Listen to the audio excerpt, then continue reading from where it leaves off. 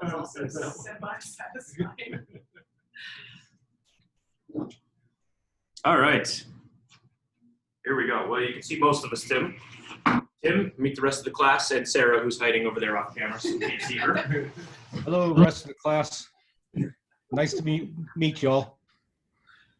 We're in the midst of a winter storm watch, which means we're supposed to get an inch of snow. So, yeah. So I'm glad everybody was willing to tough it out tonight and actually come. Actually, I forgot paper in the printer. I'll be right back.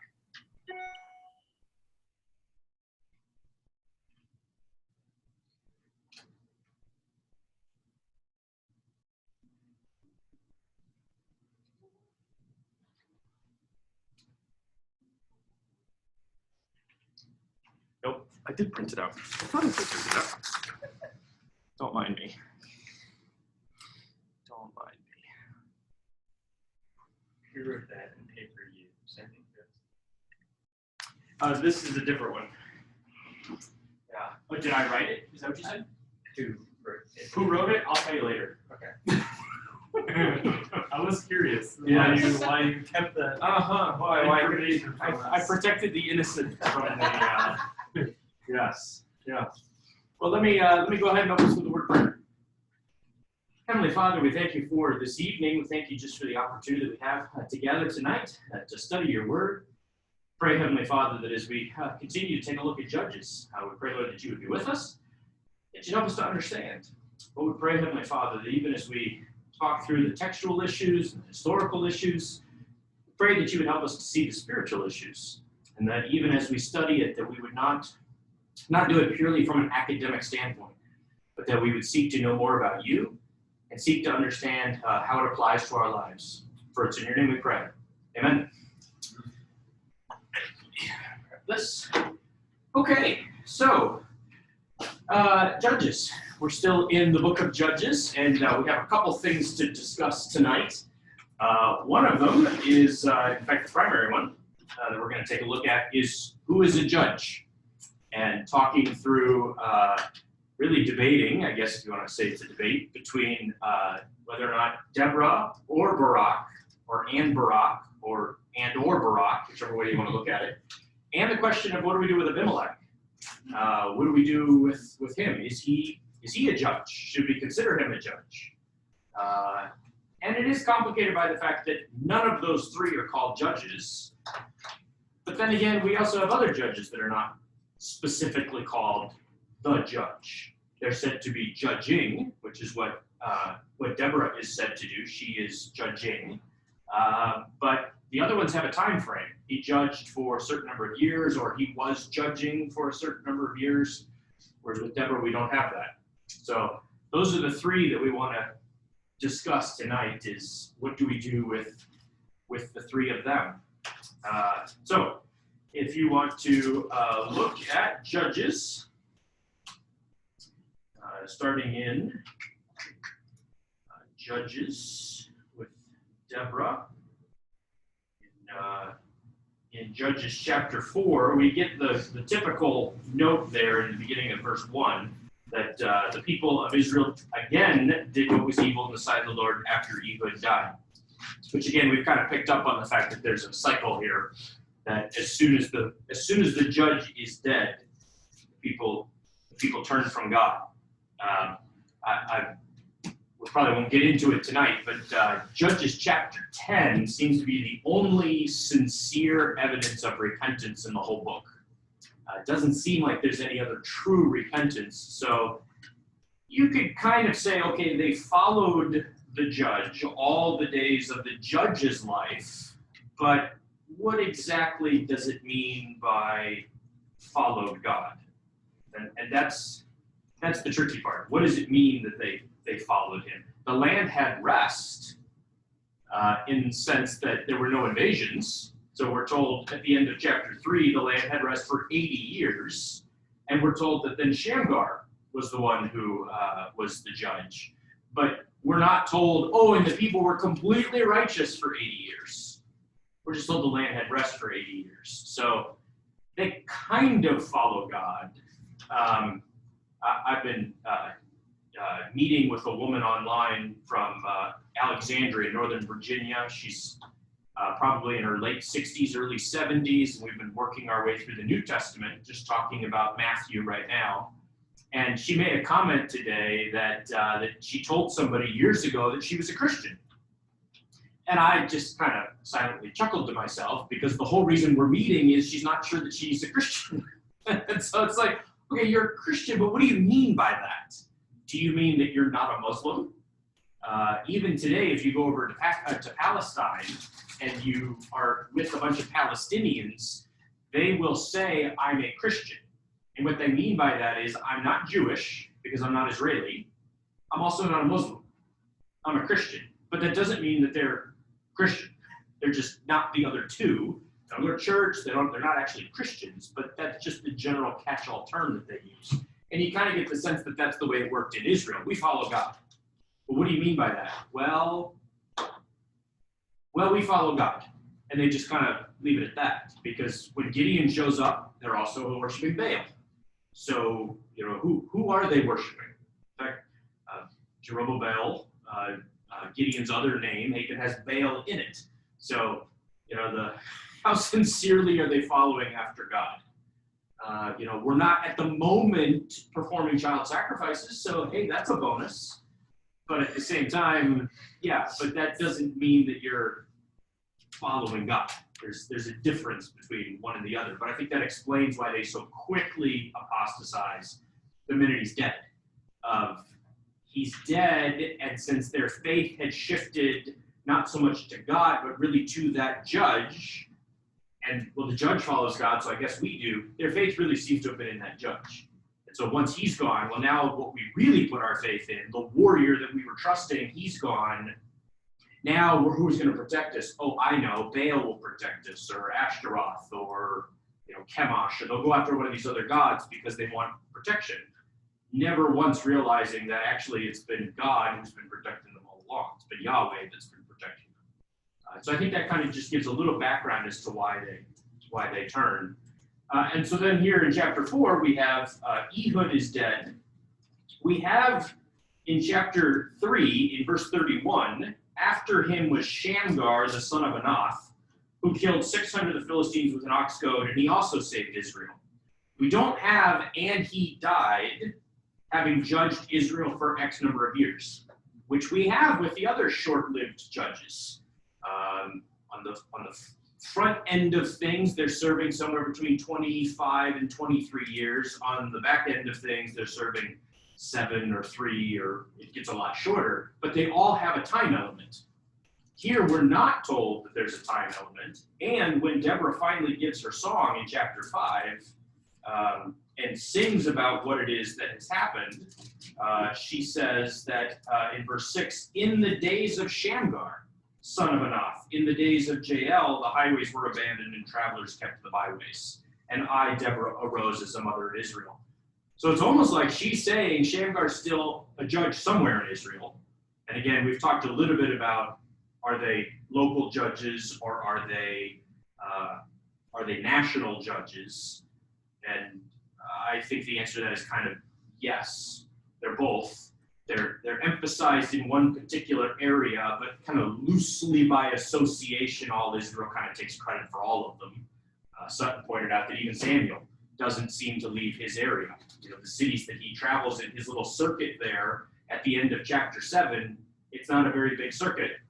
And the only place that's mentioned in the south is Beersheba, and that's where he sends his sons, almost as if to say, well, I'm not going there. You go there. And he sends them off instead. They do a horrible job. But so he's judging all Israel, but all Israel has to go to where he is in order to meet him. He's not traveling all Israel. So you got this judge that's up in Dan, and all Israel takes credit for him. I guess because you know that if there's a problem in your area, you can call him and he'll come. Kind of like Batman, you just put the bat signal in the air and boom, he'll come. That kind of seems to be what it is. Yeah, we got a judge. Well, who is he? Well, I don't know, some guy up in Dan. Well, have you met him? No, never seen him. In fact, he's never even left Dan. But if we need him, who are you going to call? You're going to call Shamgar. You're going to call Ghostbusters. You're going to call that guy, and he's going to come to your rescue. So I think that's part of why it's all Israel, but it's all Israel kind of loosely, all Israel. So Shamgar is in his area, and he's doing his thing, but then Deborah is doing something. And according to the text, what she's doing is judging. At least, sort of. She's sort of judging. Because it says that she's judging at that time. And as the paper that you read specified, at that time seems to be a pretty clear indication of time.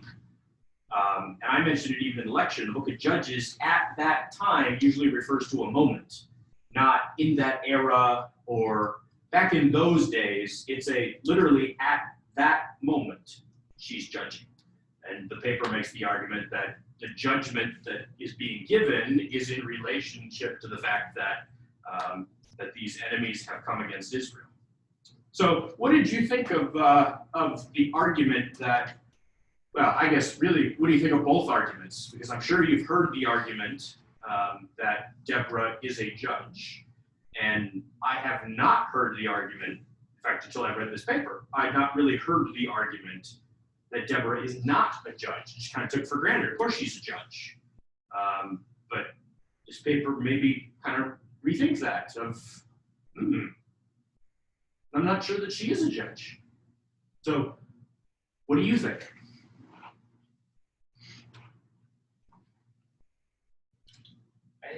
I've always thought that she was a judge, and I still think she might be, but kind of maybe more like judge-ish. Like a judge with some differences that kind of set her off from the rest in a particular way. I guess I'm not like terribly invested in the way, but it seems like whether she is a judge or not, she's clearly some kind of central leadership figure with some degree of divine appointment and authority. So Yes. to that extent, I'm not sure it really matters that much whether she's like a judge or not. But I think if she is a judge, she's a different kind, maybe one more like in the mold of Samuel. I guess, since he doesn't. I don't know if he's specifically called a deliverer or not. And I think like the one time he's actually like fighting is when he kills Agag, but only because Saul fails to do the setup. It seems like the rest of it is more like offering prophecy, and like people come to him for judgments and that Deborah does. But I think she's definitely introduced differently than the rest of them. She doesn't go to the fighting, but I think maybe because I think if she was a full judge like the rest of them, we shouldn't expect her to start acting like a man or to do all the things that a male judge would do. Right. I mean, like she's like her particular way of being maybe a judge or whatever it is that she is by being a mother in Israel, as she calls herself. Her role is to raise up sons. It seems like she's trying to raise up Barak as a son who will lead Israel, so she doesn't have to do all this stuff. In that particular way, but I think that motherhood is a theme in these few chapters. Kind of interesting ways, but. I'm somewhat reminded of there's a passage, I think it's in Kings, where I don't know if it's specified that it's Gehazi, but it's one of the servants of Elijah or Elisha, and he says, "Oh Father," the armies of I think it's Syria, and then when he, Elisha prays, let him, open his eyes so that he can see. And then when he sees, he says again, "Oh Father, the flaming chariots of the Lord." And we see a couple places where prophets are referred to by that term, Father. So, to use that familial language would be in keeping. We don't have very many prophetesses. There's only two that are named in the Old Testament, her and Huldah, and Miriam, I suppose, although we don't ever see her prophesying, but she's called a prophetess elsewhere. So, we don't see it often, but it would be in keeping with that idea of familial relationship with a prophet. And I think it's part of why Paul speaks against letting people call you Father in the New Testament. And I think part of why some traditions want to use the term Father.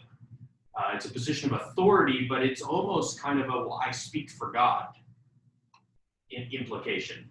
which may part of be why Paul is saying, yeah, don't, just because you're in the pulpit, no, we're not going there. You're not prophesying just because you have this great idea about a sermon. We have a gift of prophecy. You let the prophets prophesy. You just preach and don't use the title. But that would be in keeping with her as a mother of Israel. So that you're right. If we say she's not a judge, but that she's a prophetess, it's not like saying, well, she's not a general. She's more like a buck private. No, we're saying she's not a general. She's a general. She's not this kind, she's not a general of the Marine Corps, she's a general of the Navy. That's basically the debate that we're having, is she has an incredibly high position, but one of them is not because of the position. A prophetess would be in a position as mother because of what she proclaims. She's the one that tells them what God says.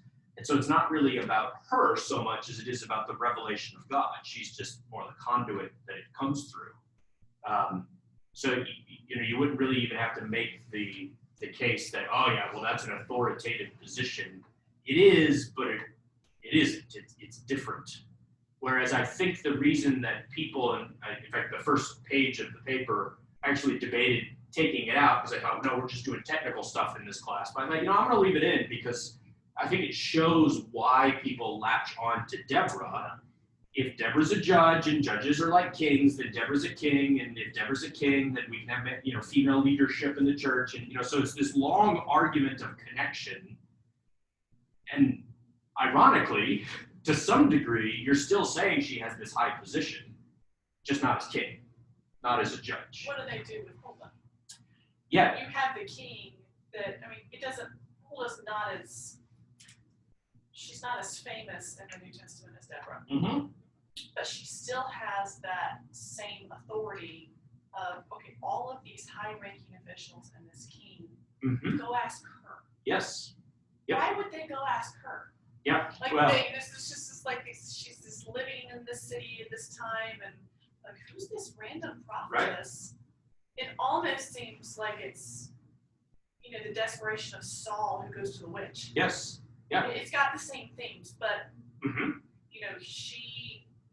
what you said last week in class, or I can't remember what it's between Sunday school and church and class.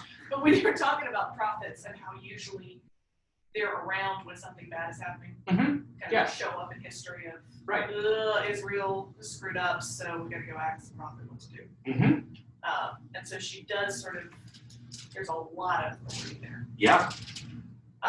Whether or not, I think the paper's weak spot is that verb, she was judging Israel, and how you translate judging. Do you translate it as ruling? Do you translate it as governing? Is she an overseer? Is she merely functioning in the role of prophetess, which does hold a ton of authority? Or has she crossed over? Why would they use that word? Yep. If she's not a judge, why would they use judging? But then of other people, they use that verb interchangeably, ruling, judging, governing, for people who aren't judges. Right. And for people who are. Right. So it doesn't really get us anywhere. But that's something I would like him to flesh out a little bit more. It is an odd concept, because here we're debating whether or not Deborah's judge, but she's the only person in the book of Judges who is said to do judging. So the one person that we're debating, is she a judge? She's the only person who judges in the way that we would think of judging. But she's the only one who's also given the title. Yes, she is. She's labeled as the prophetess. So what do you think of that? There's also, I didn't come across it until just yesterday. I wish I'd come across it earlier, but in 1 Samuel chapter 8, they say to Samuel, appoint a king who will rule over us and judge us. And I don't know why Samuel doesn't just say, what is it you think they're doing? I mean, seriously? But as you read on, it says, who will go out before us and fight our battles? And I think that's really what it comes down to. By judging, they mean judging like in Judges, not we want a king who will apply God's law to us, because the whole thing starts that Samuel's getting old. But if you're a judge, that's a good thing. You're more wise, you've been around, the older, more seasoned judges. It's not like he's getting senile. And as Jordan pointed out, it's not even that he's weak, because he's gonna hack Agag to pieces, which I would assume Agag tries to fight back. This old guy comes at you with a sword. I would think you're thinking, I can take him, and he gets hacked to pieces. So Samuel's got some spunk left in him. This is not, a weakling who's walking around on a cane. I almost picture almost like a Gandalf type from Lord of the Rings of, you don't want to mess with him. You get a sword in his hand and bad things are going to happen. But they're thinking, yeah, but he's getting old. Who's gonna protect us? And yet they put it in that idea of judging, back from the book of Judges, which again, it's unfortunate. And who knows? Maybe someday archaeologically we will come across another document in some cognate language, and we realize that judging doesn't necessarily mean judging, and that it's used in other languages to mean ruling or governing or defending, or that there's some other term that would be more applicable than judging. But again, you're left with this idea of judging, and we see what we would expect out of judging, and yet the rest of the time we don't. The rest of the time we see saving and delivering. And you're right, we don't really see her being said to deliver anybody or save anybody. Instead, really, JL is the one who delivers Israel, although I'm not even sure the word's used there. But you have this just fascinating dilemma that all, like Sarah said, rotates around that word judging. Because that's the only reason I think anybody would have ever thought she's a judge, is because she does that. And yet what further complicates it is that she's not the only one in the story. If she was the only one in the story, I think we'd probably be on better ground if we came down on the side of, oh yeah, she's totally a judge. I mean, look at what she's doing. But yet it complicates it up. She's deliberately not doing something and refuses to do it and goes and gets somebody else and says to him, didn't God tell you? Didn't God tell you you were supposed to do this? Which I don't think, and I could be wrong on this, but I don't think that she is suggesting that this is like a poetic term. Yes.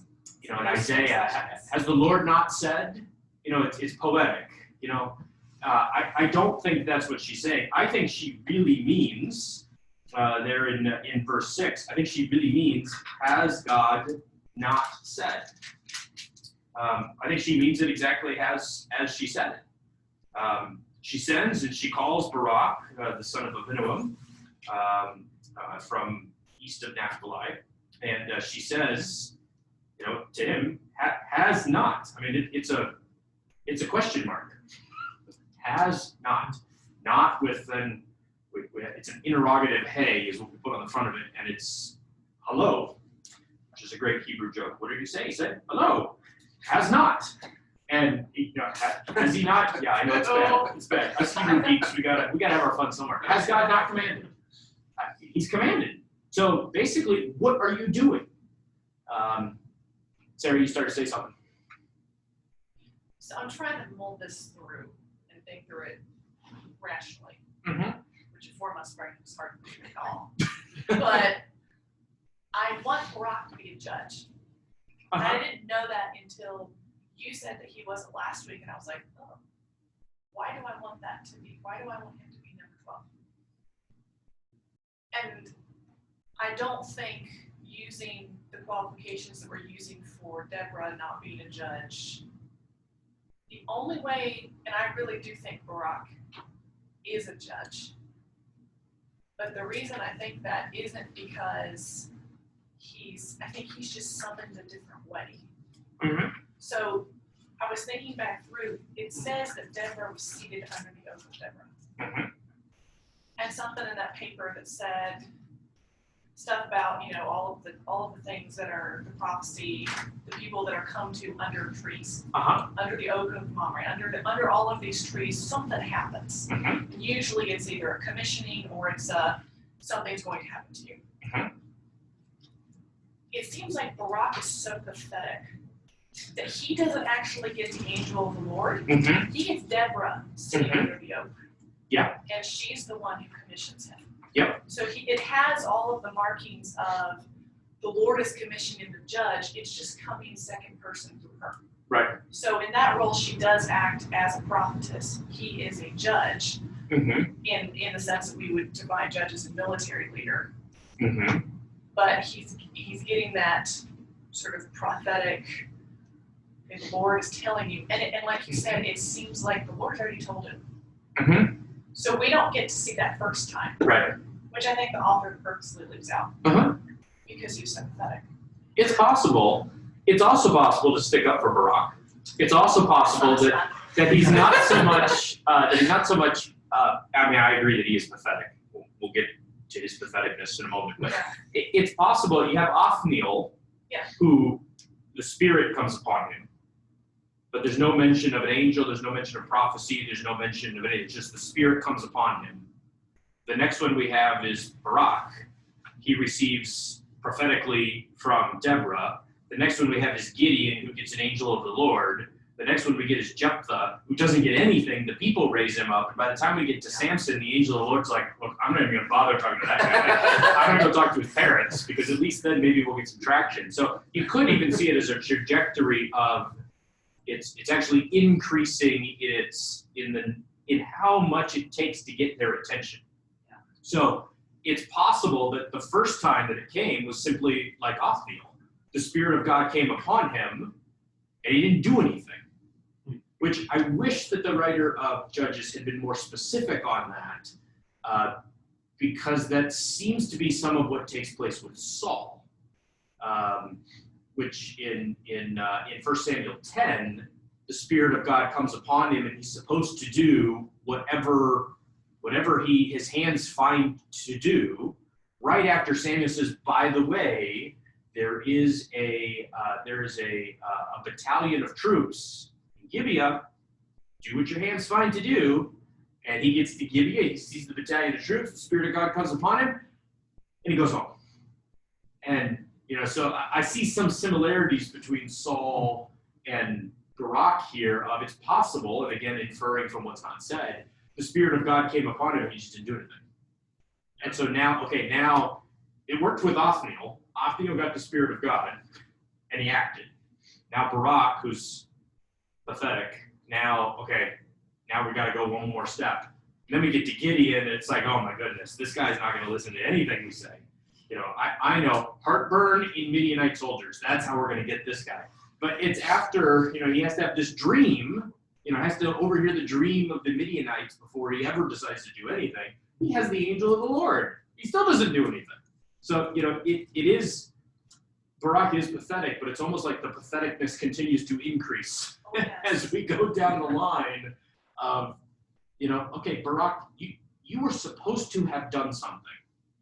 And it is a rebuke that she tells him, go do something. Even the fact of the arrangement of the different, the three statements and then the two statements as a response, that she's rebuking him, basically telling him you're pathetic, but in a nice, subtle Hebraic sort of way of, I'm just going to use the structure to let you know, and telling him, you're such a worthless judge that basically there's a woman who's going to win the day, not you. You're not going to get me anything because you didn't want to go in the first place, and now that you're finally going to go, you're not willing to go without me. So how much faith do you really have in God? And I think that's a lot of what it boils down to, whether you come down on the idea that Barak is a judge or not. I think that's why the writer of Hebrews in chapter 11 borrows Barak as an example, never calls him specifically a judge in Hebrews 11, but puts him in with Gideon and with Samson and with Jephthah, not in chronological order, actually way out of order, mixes all 4 of them up, but he mentions all 4 of them, and yet he picks the 4, he picks the 4 worst in Judges, but there aren't really any good ones to choose from. But, he could have at least said, time doesn't tell, had to tell of Ehud and Othniel and even Shamgar, but instead he picks Gideon in a chapter talking about the great faith of Gideon, and Barak, who so distrusts the word of God that he won't go into battle without Deborah. Samson, who doesn't even seem to know God, and you're shocked when you see his name and Jephthah's name. Really? I didn't even think they were believers. Not even didn't have faith. I didn't even think they were Christians, and now you're going to mention them as, the great faith of Samson. Yes, I wish we could all be like Samson and apostatize for 20 years. It'd be great. Or Jephthah, kill your children. Yes, it'd be wonderful. So you've got just this weird usage there, but I think he picked Barak in part because Barak has such a weak faith, which I think is meant to be an encouragement to those in Hebrews, because he seems to be very good at highlighting all the negative parts of all the people that he mentions. What's like the name? Father, what was it? His father, Father of Pleasantness. Mm-hmm. It reminded me Yeah. of, a couple chapters over in Gideon, where the angel of the Lord approaches him and says, hail, mighty warrior. Mighty warrior. Almost making fun of him right off the bat. Oh, yeah. Sarcastically. It's like, Father of Pleasantness, come on. Mm-hmm. Come on, lightning, let's get going here. Yep, and I think I've mentioned that I asked my friend Eric, who's a whiz at everything Old Testament, I said, do you think that Gideon really means mighty warrior? And he said, well, of course, what else would it mean? And I reminded him, I said, yeah, but oftentimes O-N at the end of a word is diminutive, like on Samson, Sonny. So Gideon almost makes it sound like it's little something. And he said, I never thought of that. I said, I almost take it as the angel being sarcastic. Hail Gideon, you pathetic man, mighty warrior. As though he's in a sense making fun of him, so that Gideon kind of looking around like, me? Which I think is part of the point. And as to what Gideon means, I don't know. I'd have to do some more digging. But yeah, it is. There is an element of sarcasm throughout the book of Judges and irony of Gideon, mighty warrior, and go listen to the tent and listen to the 2 Midianites talk about what they're doing, and Jephthah, who kills he's such a great judge, and yet he kills 40,000 Ephraimites, which, as I mentioned in the lecture, is more than all of the men that are recorded as killed of the enemies of God put together of all the other judges. So more Israelites die at the hands of Jephthah than enemies of God in the whole book. So, again, you just got this kind of sense of irony of these are the guys that are leading Israel. So you would think when you get to Samuel, the book of Samuel, that everybody would be like, yes, finally, a good judge. No, let's have a king. We don't want it. It makes that rejection of Samuel all that much more biting. Have you guys been paying attention? Have you read the book of Judges? Look at what you finally got. And yeah, he's going to die, but at least wait until the poor guy is dead before you talk about replacing him, rather than replacing him while he's still alive and making him train his own replacement. How insulting could you be? But so I almost wonder if the same is true of Barak, of there's this constant prodding of Barak, showing that, okay, we had Othniel, that was great. We had Shamgar, that was great too. Something's not right now. Something's off. You had mentioned that Shamgar might be at the same time as the narrative.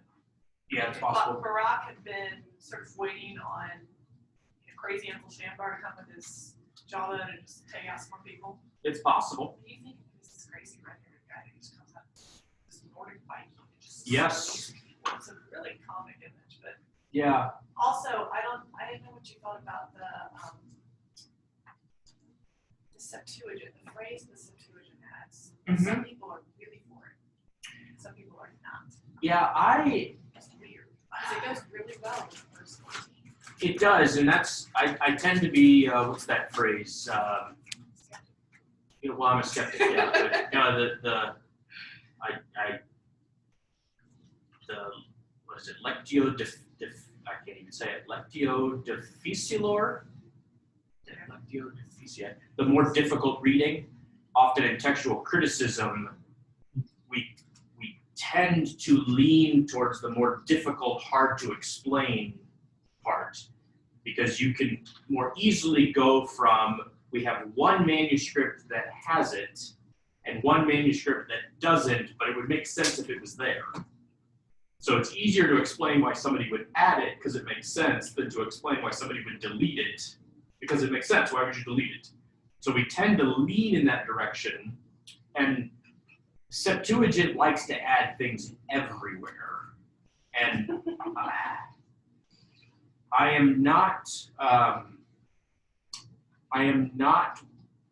one of those people, and there are some who are convinced that the Masoretic text that we have here in our VHS, that this is the absolute inspired Word of God as it was originally given, and there are no mistakes in the whole thing.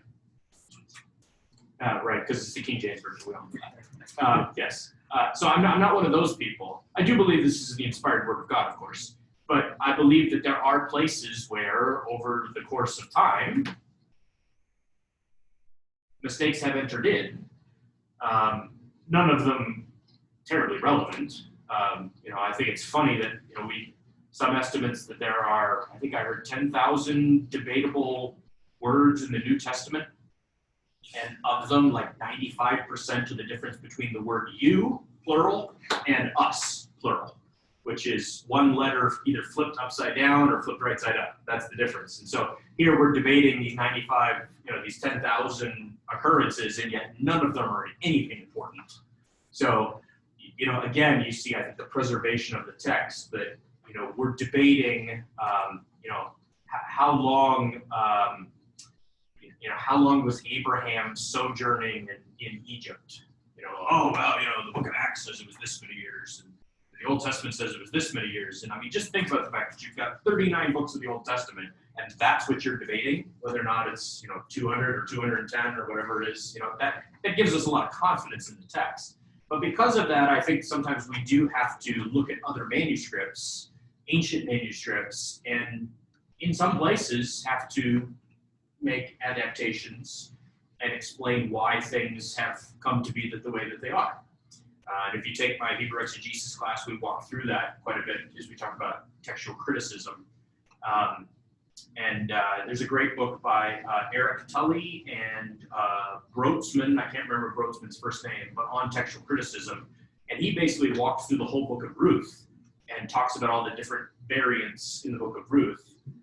The difference is in the Hebrew Bible, for whatever reason, and I'm still haven't figured out why, we have picked one manuscript and made that our Hebrew Bible.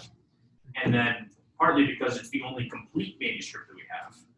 And then have used all the pieces that we have left over to kind of critique it, and we put those in the footnotes. Whereas in the New Testament, we actually pick what we think is the best reading, and that's what makes it into our New Testament. And then we put what the original was, we put that in the footnote. So we almost do Old Testament, New Testament textual criticism differently. But as you do textual criticism, you realize that the Septuagint likes to go through and correct everything.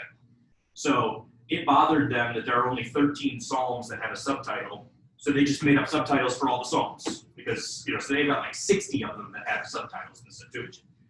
All of which to say, it makes me leery, long answer to a short question, it makes me leery when I read that the Septuagint did something that makes it make more sense. Because it makes Barak look better.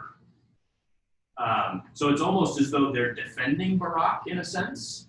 They're making the text flow better. We've got three, we've got two. Oh, nope, we need a third one. That was what this is. And not that they're being flippant about it, but there is this tendency for them to add in.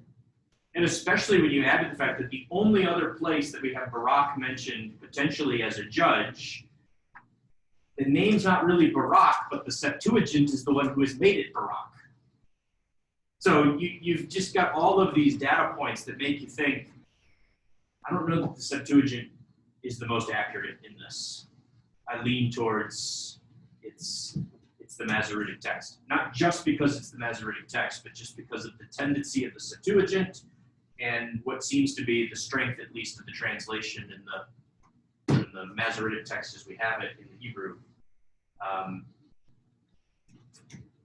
Some places, like we talked last week about the floating nun that shows up, that's in all the manuscripts. All the ancient manuscripts have that. And so, that just adds a lot of weight to something like that. And the same with this, seems to be lacking in most places. So then to have the Septuagint added in, just seems like the odd man out of, I'm not convinced. So I thought the paper did a good job of explaining why that was probably not correct. If you go, I will go. If you will not go with me, I will not go with you. I will go. But this is the road which you're going will not lead to your glory.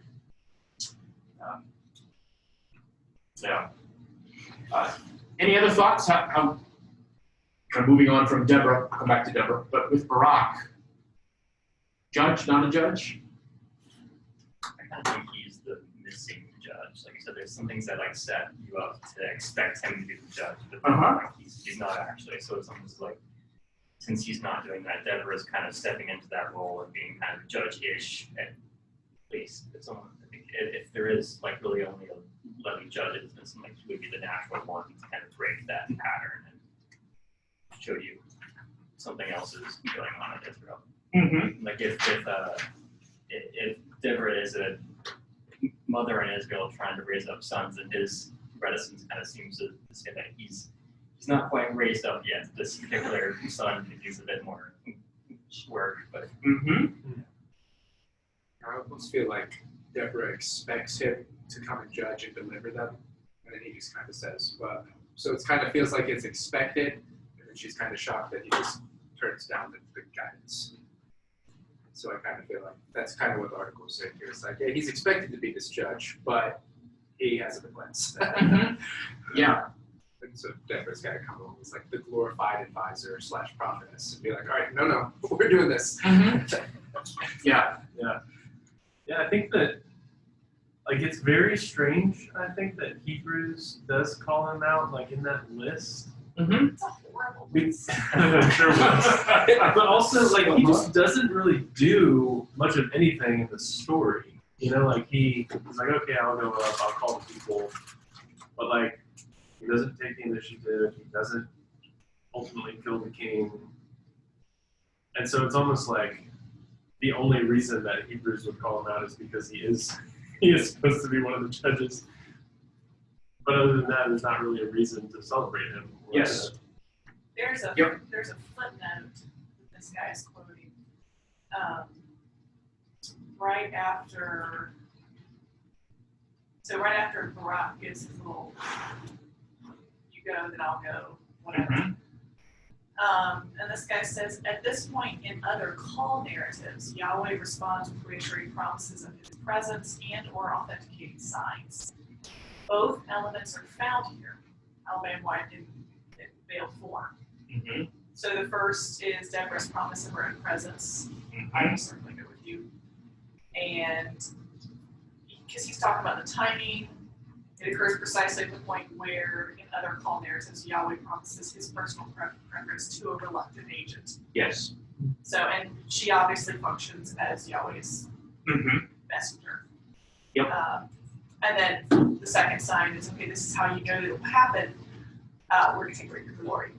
So when somebody else kills sister, you'll know that I was right. Right. Which is, hilarious. But those two call, I don't know who said that because it's footnote number 97, but those two call elements, in addition with what Jordan said of her being a mother in Israel and raising up this bumbling idiot. He doesn't do much. He at least goes down to battle, which against 900 Iron chariots, I wouldn't want to do it. But he does, and he pursues it, kind of like he's maybe it's not going to go to a woman. Right. Maybe God will change his mind about him Mm-hmm. because he pursues it. Yeah.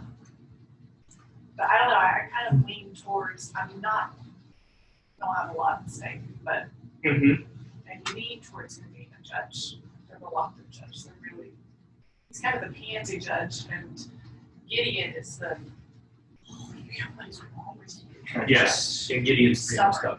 Mm-hmm. Yeah. But I don't know. Yeah. One of the, and I mentioned this last week, one of the fascinating things about the question of Barak being a judge is the fact that we expect 12 judges, which either way you go on this, it revolves around the question of 12 judges. It's either there were 12 judges, and that's why we have these random little guys that are mentioned because we need 12. So Barak is number 12, or Barak is not number 12, and because he's not a judge, therefore you have 11, which really reflects badly on Barak. But it only reflects badly because you expect 12. So either way, the emphasis seems to be on 12 judges. You either have 12 judges or you expect 12 judges. Either way, Barak is judge-ish, because it's not like you're looking at this and you're like, you know what? I think Jephthah's daughter, I think she's number 12. I think she's the 12th judge. You know, you would never think that. She's just a daughter. You don't think of the Levite with the concubine as judge number 12. You think of Barak as judge number 12. And the reason you think of him as number 12 is because he acts like number 12. But he's never called number 12, which then questions, is he number 12? But all of it revolves around the same issue.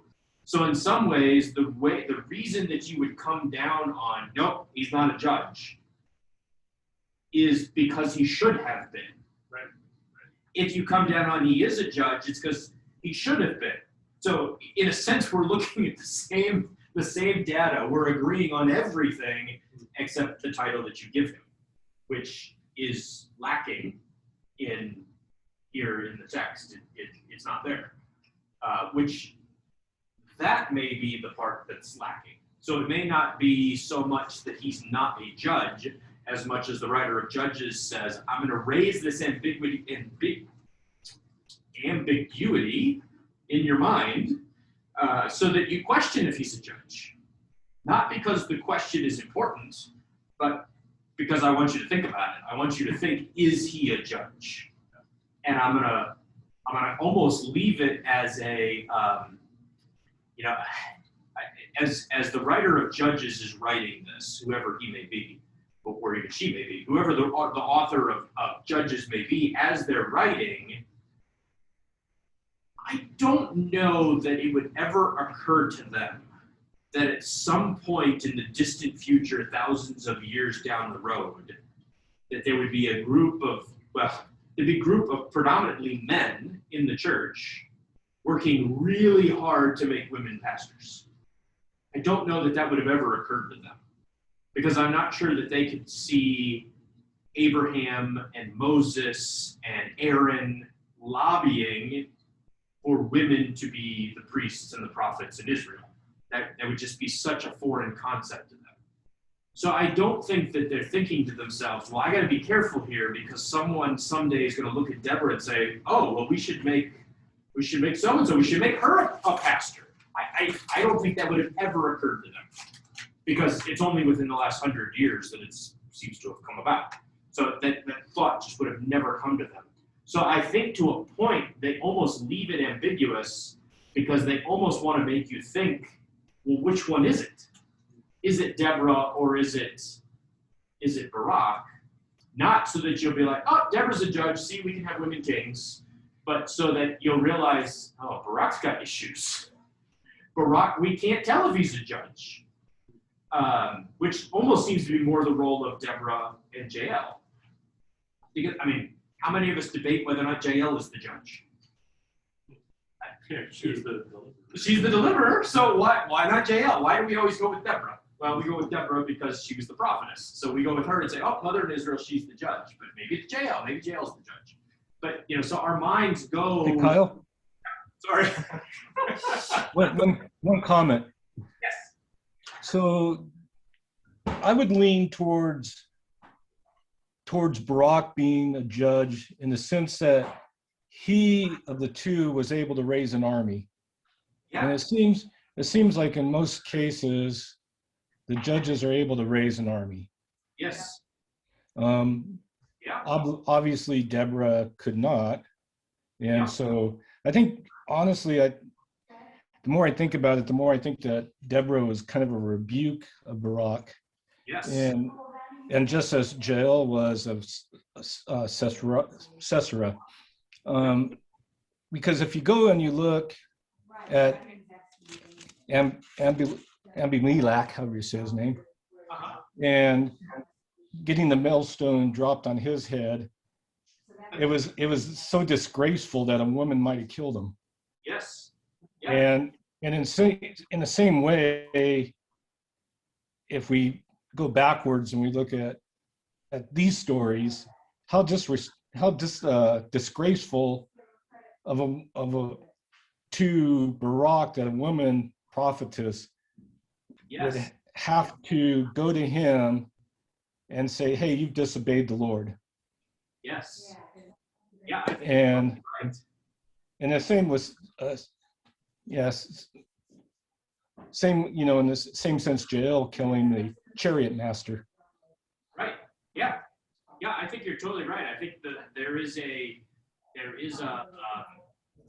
for us, we're debating, in a sense, we're debating whether or not Deborah could be a judge. But I think you're right. I think the original readers would have assumed Deborah is not a judge, never could be a judge. Why would she even want to be a judge? But that's how condemning and shaming it is of Barak, that the woman has to come alongside and tell the judge, you need to be a judge. And that, yeah, we keep kind of joking around about how pathetic Barak is. But I think Israel, as they read this, would have really thought that. Not even just in he's so pathetic, what a pansy. That they would have said, is he even a man? Who is this guy? I think they would have taken it almost as that ridiculous that she has to be the one.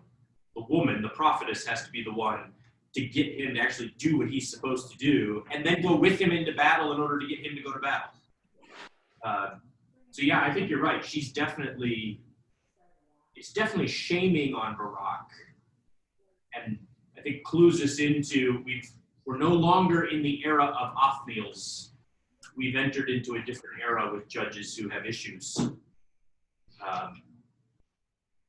it's going to be downhill.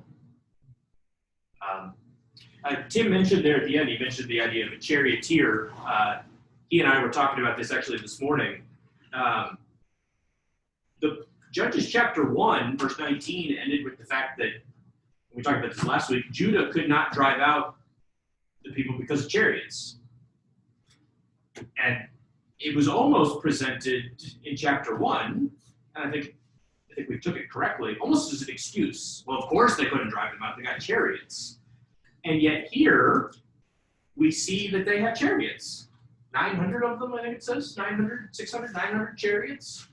And yet, you've got Naphtali, or however you want to say that. You've got, that's the tribe that's doing what Judah could not.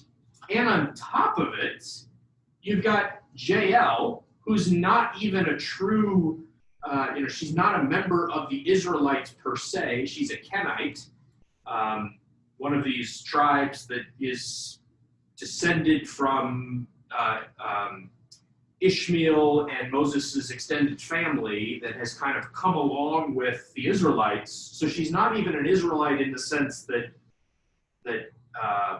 we might think. She's dwelling in the tents of Israel, but not as a full Israelite. Well, the text says she had peace with the house of Jacob. Yes. Who was the oppressor. Mm-hmm. So Yep. they weren't bothering them. And yet she does what Judah could not do. So I think Tim is right. I think we've got some, as we're reading, we're kind of reading back to, oh, wait a minute, we've seen chariots before. And yeah, Judah, yay, pro-Judah.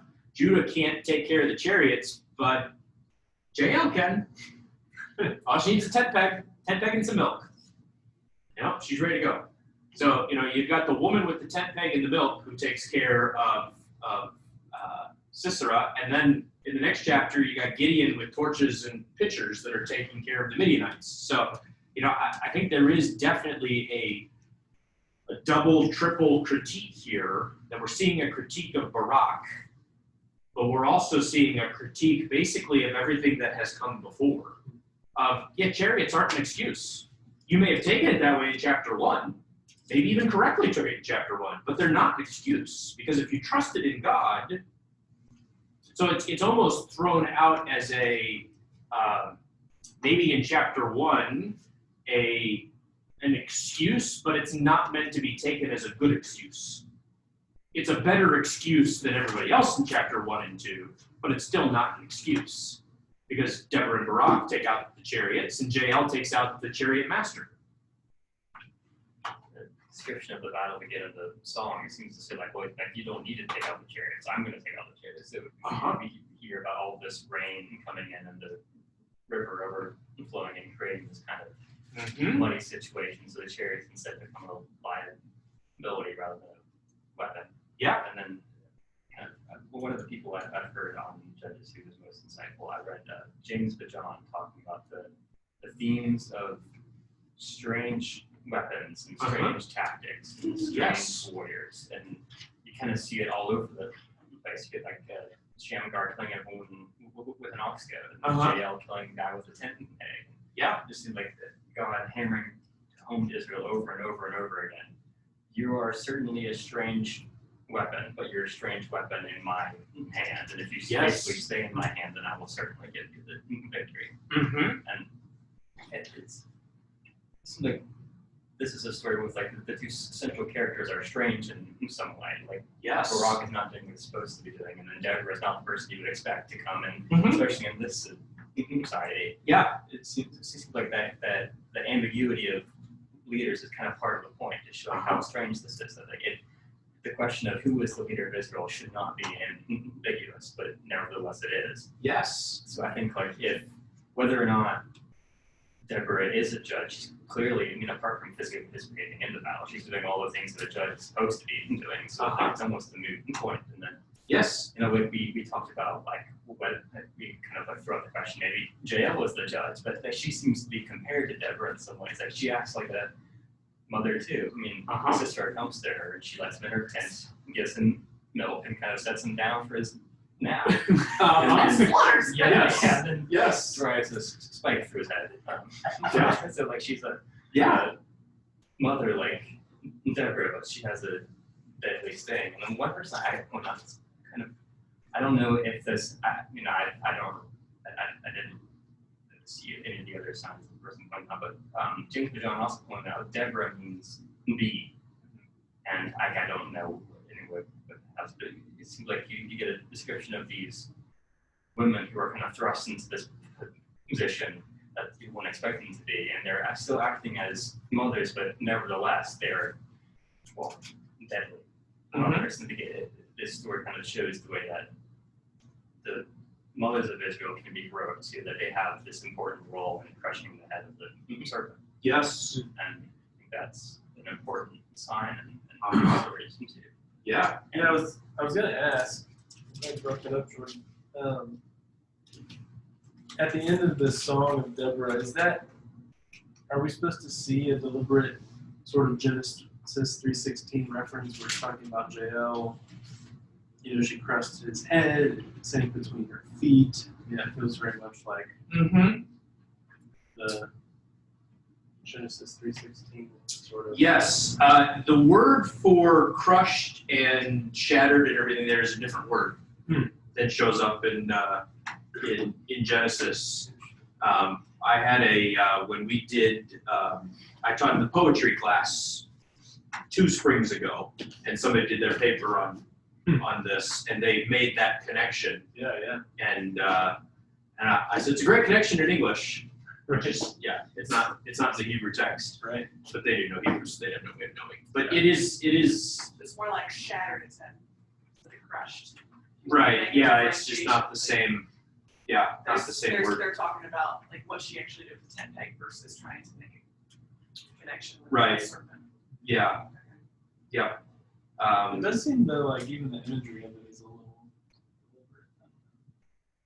Mhm. because he didn't sink and fall between her feet necessarily. I don't know. Like he was already laying down. You know. Yeah. I don't know. It's just interesting the way that it's. Yeah. The word for crushed there. This is actually the only occurrence of it in the Old Testament. And then, yeah, the other word mahats shows up for the first time in Numbers. Although there, Numbers 24, I see him but not now, I behold him but not near. A star shall come out of Jacob, and a scepter shall rise out of Israel, and it shall crush the forehead of Moab, and break down all the sons of Sheth. So there, to some degree, in fact, Numbers 24, God brings them out of Egypt. Again, this is still Balaam prophesying. He shall break their bones in pieces and pierce them through with his arrows. Deuteronomy 33, this is Moses praying, bless, O Lord, the work of his hands, crush the loins of his adversaries. Although he's not really crushing loins here. That's a little bit more painful, maybe, than having a spike driven through your head. But crush the loins, and then Judges. 2 Samuel 22, and again, it doesn't really matter one way or the other if the writer of Judges wrote Samuel or vice versa, but there is so much connection between the two books.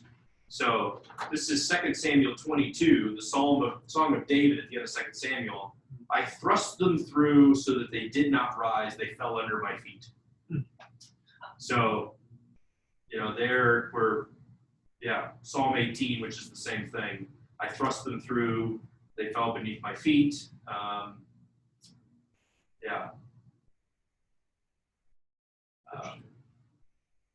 Psalm 68, may you strike your feet in their blood, and the tongues of your dogs may have their portion from the bow.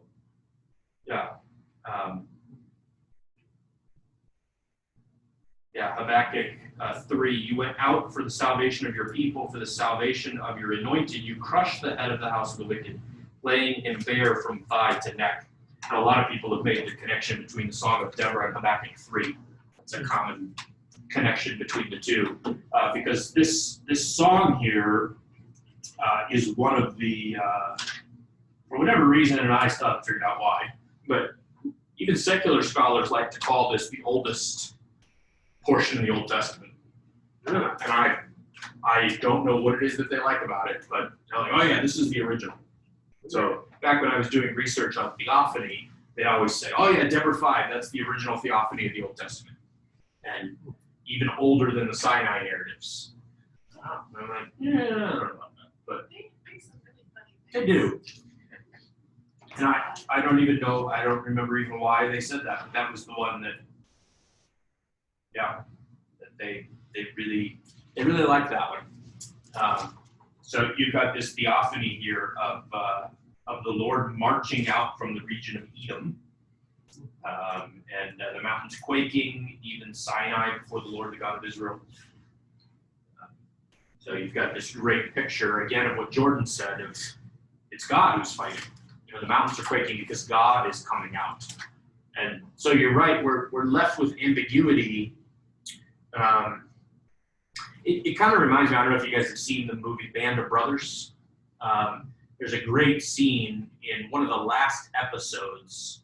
It's Lieutenant Spicer or Spire, I can't remember his name. Spears, yes, thank you. Spears is talking to Donnie Wahlberg, the sergeant, and he comments on how good it is to have Lieutenant Spears, that they finally have leadership in the unit, in easy company.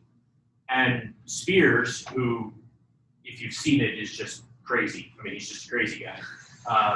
But he's very good at what he does. And he kind of looks at him and he says, but they weren't without leadership. They always had it.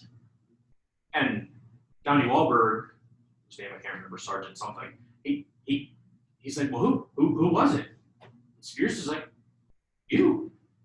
They always said you. You've been leading them since the very beginning. As soon as Winters got promoted, you took over. You've been leading them as a sergeant, which, if you know anything about the military, you pretty much have to be a captain or higher before a sergeant listens to you. Because lieutenants are lieutenants and sergeants have been around usually longer. So sergeants, they're the ones that run everything. And in fact, in the one movie, Platoon, with Tom Berenger, the lieutenant says to him at one point, "Sergeant, wouldn't it be better if I gave the orders?" Because the sergeant just runs things, and Tom Berenger kind of looks at him like, "No, like I'm the sergeant, I'll do what I want." But there was kind of that. We always had leadership, and it's almost as though Judges is emphasizing that okay, you've got Deborah, who in many ways is filling in as the angel of the Lord in some ways here. You've got Barak, who's a pansy and pathetic, and he's being shamed by the fact that he has this woman that's taking his spot, or is doing, and he's relying upon her. And they got Jael, who takes his glory, and not that he deserved it, but you got all that, and yet it's effective. So in the end, they still win. And I think sometimes, as much as we talk about the downhill trajectory of the book of Judges, there is that one constant that's always there. Israel always wins. So the only time you see Israel lose is when you get to the end, when they start killing Benjamites. But up until then, God raises up a judge and God uses that judge. And yet the judges are worthless. They are pathetic human beings in a lot of cases. And yet God uses them because it's not about them. And as we're reading it, I think that's what we're supposed to remember, so that when we get to the end and we read, there was no king in those days and everybody did what was right in their own eyes, there's a part of us that says, oh yeah, I can see that because it's been downhill the whole time. And yet there's also an irony of, well, there's a king. There's always been a king. And the fact that they do what's right in their own eyes is the fact that they can't see what's going on. They can't see that God is their king. So what's right in their own eyes is not seeing God, which is part of what then gets emphasized in 1 Samuel 1 through 8. They can't see. In fact, I think you could really make the case that it gets emphasized all the way through 1 and 2 Samuel, because time and time again, you have these guys who can't see. Even Samuel, when he goes to anoint David, sees his brother and says, surely this is the one. And he says, no. God does not look as man looks. Man looks at the outward appearance, but God looks at the heart. God sees the heart. And again, the emphasis is on seeing, that you just see it repeated over and over and over and over and over again.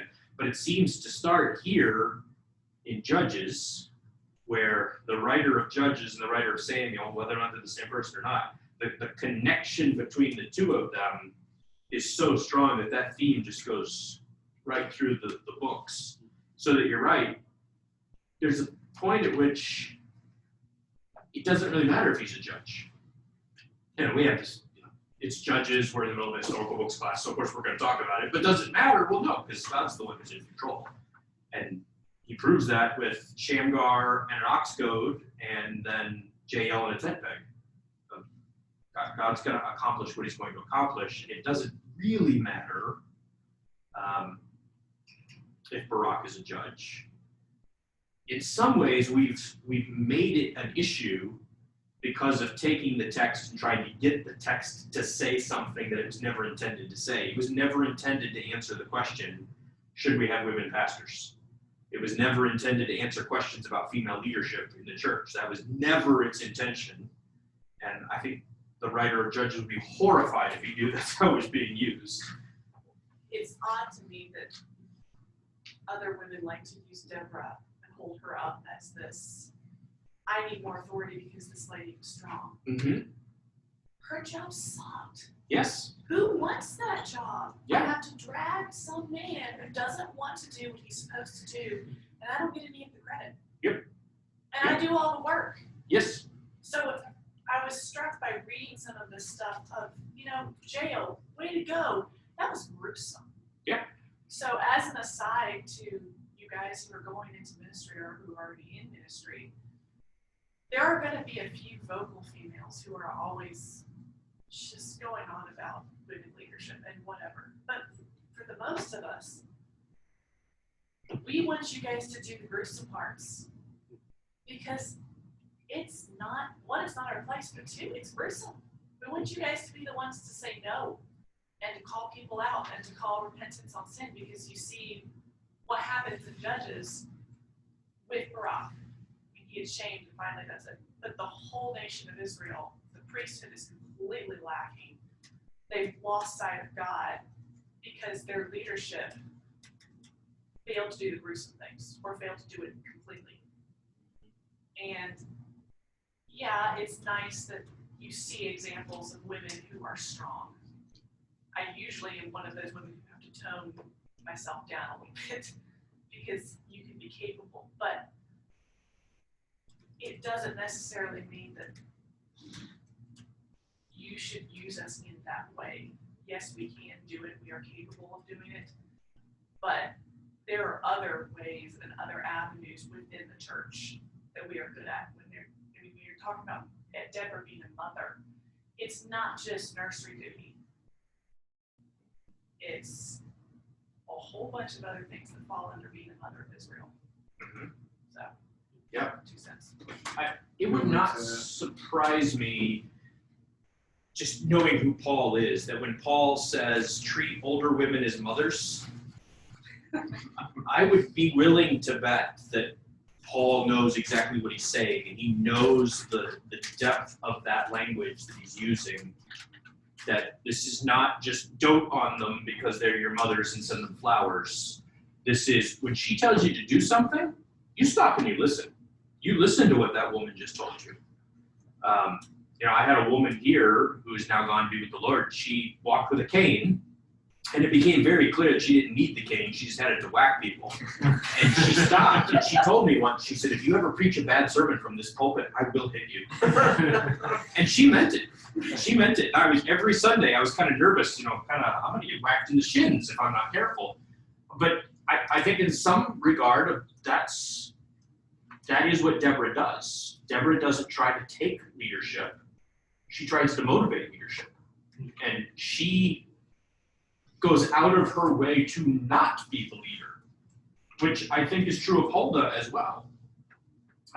Because Huldah, I'll see if I can track down the paper if it's published, but Huldah, she keeps referring to Josiah as that man. You go back and you tell that man, she won't even say his name, doesn't call him the king, it's just that man. And I think she's basically saying, man up, be a man. And I think that's what Deborah is doing here as well. And there are those godly women in the church that understand that and are willing to tell the men, lead. What's wrong with you? Lead. And there are several godly women here at Westminster that in my last 8 years that have done that very thing, where they'll grab me by the ear and they'll grab one of them by the ear and slam us into our chairs and they're like, you work this out. and it's like, I've been rebuked, and rightfully so, and by godly women, and they have no desire whatsoever to lead, but they're basically saying, do your job, man up and do your job. And I think the church needs more of that, and needs more women who are willing to do that, and more men who are willing to listen. Because I think it goes both ways. That sometimes the women are not willing to tell the men to do it. They just get exasperated and they do it. And the men are lazy. And so they'll sit back and let them do it. They're doing such a great job. Why would you stop? I mean, that's been the history of Westminster. There is a sign in our fellowship hall of all the men who left for World War II and basically left the women in charge because they were all gone in Europe. And from what I can tell, when they got back, they just let the women keep doing it because they were doing such a fine job. So, when I got here, I had a bunch of men who were terrified to do anything. But were very capable, just didn't feel like it. And over time, by God's grace, that has shifted. So the men need to be willing to step up. The women need to be willing to challenge them. But when the men are challenged, they need to not see it as an attack on their masculinity. They need to actually see it as them encouraging their masculinity. That you're not trying to bring me low. You're basically telling me you are a man, be one. Be what you're supposed to be. You know, are you the pastor of this church or not? If you're not going to be, leave. If you're going to be, do your job. Do what you're supposed to do. And so I'm so thankful for the women that are able and willing to do that. And I think it does fall on, as Paul tells Timothy, listen to them like you would listen to your own mother. That there's a lot of wisdom there. And yeah, so it's just a powerful story. A lot of critiquing of Judah and the chariots, critiquing of Barak and his willingness not to lead, critiquing of Israel as a whole. It's just a fascinating passage. Probably a little bit more cut and dry and a little less ambiguous is Abimelech in chapter 9. It's funny. I was kind of on the Bible content test that I had to take. I was talking to Sarah about it. I graded Tim's first, and I tried to be very accurate in my grading.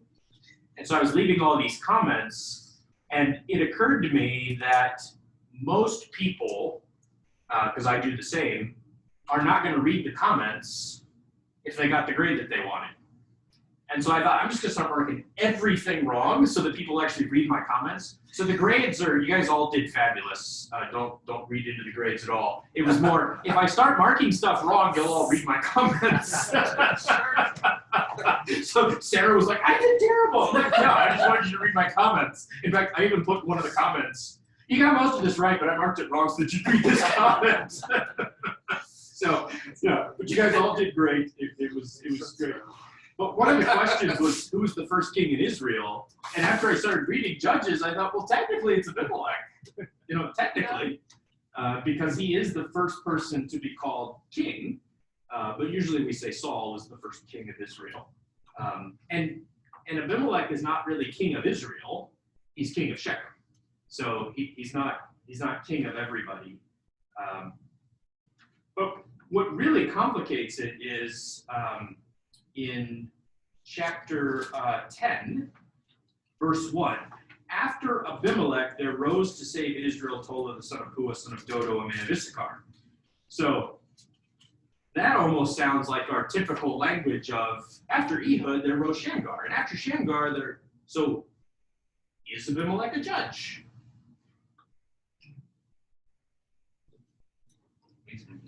The Moshe verse 2, it uses that same, and he judged Israel 23 years. But In which one? In, sorry, I'm looking at the one. yeah, that's Puah, Tola. All right. Yes, Tola judged 23 years. Yep. I just saw the Abimelech judge. Yes, no, that's fine. Okay. Yeah, he's called here, he's called a king in verse 16. You have made him in your integrity, you have made him king. And then verse 22, he ruled over Israel 3 years. Which, again, we're like, well, wait a minute. I thought this was Shechem. Which kind of raises some questions about when it says that they judged Israel. Does it mean all Israel? Because here he's clearly not king of all Israel. He's the king of Shechem. Or is this again, hey, there's a king in Shechem. Shechem's in Israel. I guess that's my king too. It sort of reminded me of that old children's Yertle the Turtle. Marvelous me, for I am the king of all that I see. Yes. I mean, just like, oh yeah, I'm the king of Israel. You're in Shechem. Yes. Get over yourself. Yep. Sorry, not intellectual commentary. Yeah, no. It is interesting, and I mentioned it last time, a lot of these stories of the judges all kind of take place in the same general region. So even though we're going from north to south, we always seem to kind of end up in the same spot. So Shechem is in the valley between Mount Ebal and Mount Gerizim. It's kind of up in that area where they did the blessings and the cursings. Shechem's down in the valley, which is odd because Shechem means shoulder, so you would expect it to be, I always picture up on a cliff, but it's actually in the valley, maybe tucked in the shoulder of the mountain, maybe. But the general region where Gideon chases the Midianites and the towns that it mentions are kind of up in that general area. And some of it may have to do just with the topography of Israel, that that's the logical place to come in, that's the logical place to have battles. Jezreel is not that far from Shechem and from that general area, Beth-shan and some of those other towns. And Jezreel was the military center for the northern kingdom. So it's kind of all related. But again, it's just fascinating to have this constant repetition of, yeah, we're kind of up in that area. We're in the hill country of Ephraim again. We're just kind of up there. So I don't know, it just always seems to kind of shift up towards northern Israel. And yet, because the Philistines are mentioned, we know that we're also dealing with southwest Israel, because we know where the 5 cities of Israel are. They're west and southwest of Jerusalem, going down towards Egypt. So that's in fact in Exodus, after they leave Egypt, he says, I'm not going to take them that way because that's where the Philistines are. So he takes them kind of around the way through Edom instead, because he doesn't want them to start a battle with the Philistines and decide to go back to Egypt. So instead they go to Edom and decide to go back to Egypt. So he doesn't avoid that issue, but at least avoids it a little bit. So the Philistines are already beginning to be in the land. And there's lots of debate over when they started to fill in that area. So we kind of got some activity in the southwest. We've got some activity in the north. That's kind of where Moab is. It's kind of east of Israel. That's where Ammon is. It's east of Israel. Midian is kind of all over. They're a bunch of nomads, basically, and they'll pick up anybody who wants to fight with them, whether it be Amalekites or Moabites, or they'll take just about anybody if they'll help them. I almost think of trying to think what the analogy would be. I picture, in my mind, I picture the Philistines like the Klingons from Star Trek. I don't know, it's just always kind of the rough and tough and brutish, I just kind of picture them like that. The Midianites always are kind of more like the Ronin from Japanese, the people who don't have a connection to any of the shoguns. They're just kind of floaters. And that's kind of how I picture the Midianites. It's probably not the most accurate, but they kind of float through Arabia and kind of just float all over, and everybody gets called a Midianite at some point. And they kind of come in and mess with Moab, but then help Moab attack everybody else. So you've always got this stuff taking place in kind of eastern, northeastern, and again, I think a lot of it has to do with just the topography. You've got the Dead Sea that takes up a considerable chunk of the eastern border of Israel. You can't really go through that. You can go around it and come up through the south, but now you've got to go through Edom in order to get around under the Dead Sea. You've also got to go through a desert, because you've got to come through one of the worst areas. So they almost always invade through the north.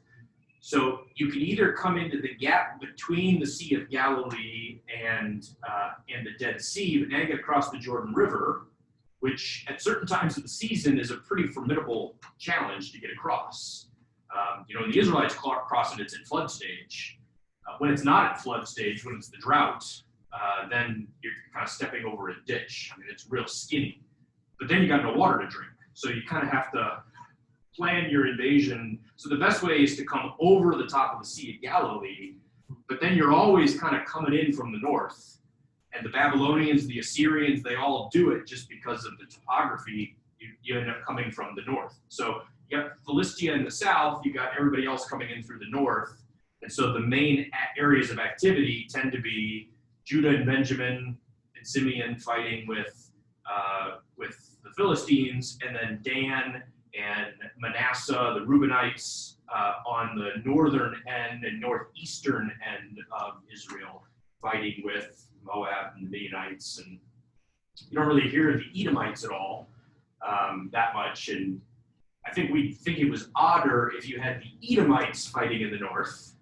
Now we got people in the south that have trekked all the way to the north. Okay, that would be odd.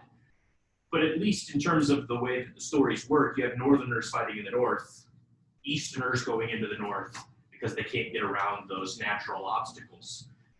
But again, you've got Shechem, and it falls right in that kind of same area. We're in the northern end, northeastern end of Israel, and that's where the Midianites have been defeated, except now the problem is not an enemy of Israel fighting against Israel. Now we've got Israelites fighting against Israelites. And we have this fascinating, at the end of chapter 9, where he talks about the two trees. The olive tree said, shall I leave my abundance by which the gods and men are honored and go hold sway over the trees? The tree said to the fig tree, you come and reign over us. But the fig tree said, should I eat my sweetness and my good fruit and go hold sway over the trees? The tree said to the vine, you come reign over us. But the vine said, shall I leave my wine that cheers God and men and go hold sway over the trees? And then the tree said to the bramble, you come and reign over us.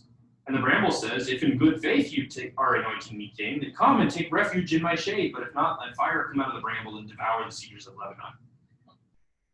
So it almost sounds like this was not their first choice. What's this? Or their second. They were Yeah. inclined Yes. to follow him. But two questions at the very beginning of the chapter. Uh-huh. Well, I guess just one question. He refers to himself when he's speaking to his entire family of his mother's father. He refers to himself as the son of Jerubbaal, Mm-hmm. not as the son of Gideon. And I know that they both of those are names that can be used. Is there any significance in him using the other name rather than Gideon, or is it just weird to us? Yeah, I don't know. He's called that back in chapter 7, and in chapter 7, verse 1. Then Jerubbaal, because he tore down in chapter 6. Let's see, verse. The altars of Baal. Yeah, so that's where he gets the contend name against from. Baal, and that's where. Yep. So. The contender against Baal, and so it. Yeah, I don't know that it's meant to be a negative. Okay. But it is curious that, from there on, he's not referred to as Gideon. And when he shows up in Hebrews 11, He's referred to. he's is that one? Maybe it's that one, or is it the other one? No, sorry, it's the other one. Samuel. Yeah, 1 Samuel 12:9. Yeah. In 1 Samuel 12:11, sorry, he's talking about Jerubbaal, or I can't say it, Jerubbaal. I don't know how to say it. Yeah. Also, he's the Jerubbaal. son Jerubbaal. of Abimelech or Abimelech, or however you say his name. Mm-hmm. He's the son of his father's or mother's slave. He's not even one of the children through one of the wives. It mentions it down in His concubine. yeah. Just had it. Verse 31 of chapter 8. His concubine who was in Shechem also bore him a son. He called his name Abimelech. Yeah, and Jotham, when he's doing his whole speech, he said, he's not even the son, he's the son of the slave girl and concubine. Mm-hmm. Well, I think that's to A lot some of degree problems. why he's called the bramble. Yeah. Because he's not one of the other 70. mm-mm. He's just one guy, just keep it in your man to just, seriously just stick to your lives because Yes. it always causes problems. Yeah. And yeah, then he's like this slave girl, so of course he's like one of the last. He's got to kill all 70 because he's almost the most worthless. Oh, he is. There's no way he'll ever You don't have be another king. choice. Right? He'll never be king because the other sons are actually legitimate heirs. Yeah. It does. The fact that he has a concubine. Now, he had a concubine before with the Levites, and I'm still trying to wrap my head around the significance of calling her a concubine, of what exactly that accomplished for the Levites. Because a concubine, the old joke when I was a kid was that Solomon had wives and then he had concubines to fill in if any of his wives got sick. But they're usually for treaties. Yes. That you have a concubine that you take who she's not really a wife, but she's part of a treaty usually, which makes you wonder what in the world did a Levite have a concubine for? And I don't know if maybe he was given the concubine by Micah, and that's how that whole thing started, which would surprise me. But the situation here of Gideon, who names his son Abimelech, is what we usually say in English, but Avimelech, my father the king, or my father is king, who has concubines and has 70 sons. In fact, I think at one point they even called royal sons, or they just to rule over you. Which is better, that all 70 of the sons of Jerubbaal rule over you, or that one rule over you? Well, who said they get to rule? I mean, we have no dynasties whatsoever in the book of Judges, at least we're not supposed to, because the understanding is God is king. In fact, Gideon even pays at least lip service to this. Oh no, I won't be king, God is king. And yet he's acting like a king, but it sounds like the sons are acting like kings as well. And the fact that we have 70 sons, we also have 70 sons later on. We've got the 70 sons on the 70 camels, and they've got 70 wives, and 70 kind of shows up here continually for the rest of the book.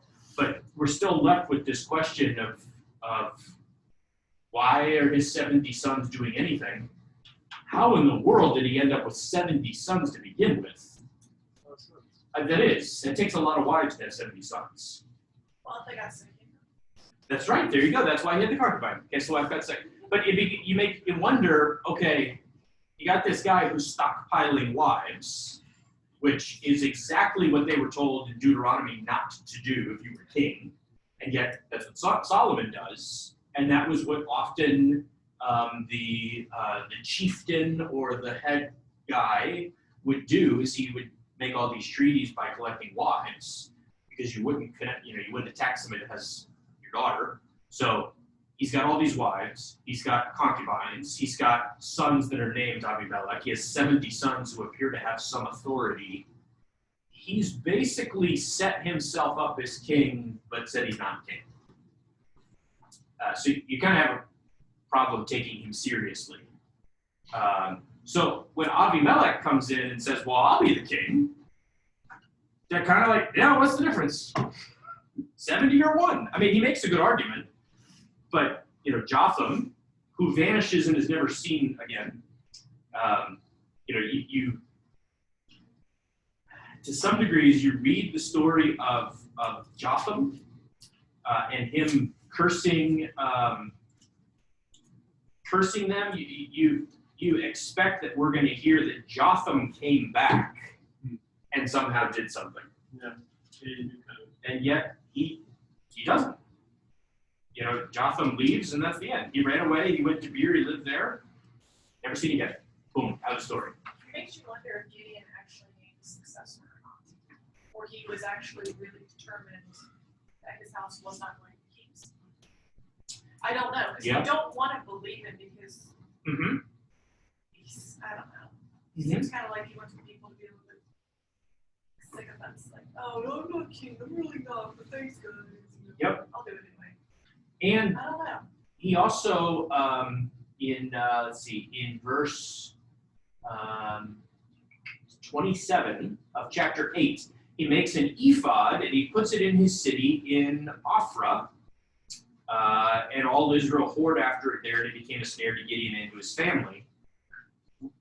We're seeing some connections. We got a guy with a concubine. We got a guy with an ephod. The last time we had a guy taking a bunch of stuff and making an ephod for it, or an idol, and having a concubine was the Levite at the end of Judges, or at the end of Judges. We're not even there yet, but we're starting to see some connections of when we get to that story, we're like, oh, wait a minute, we've had this before. It didn't go so well last time, and now we're having the same situation.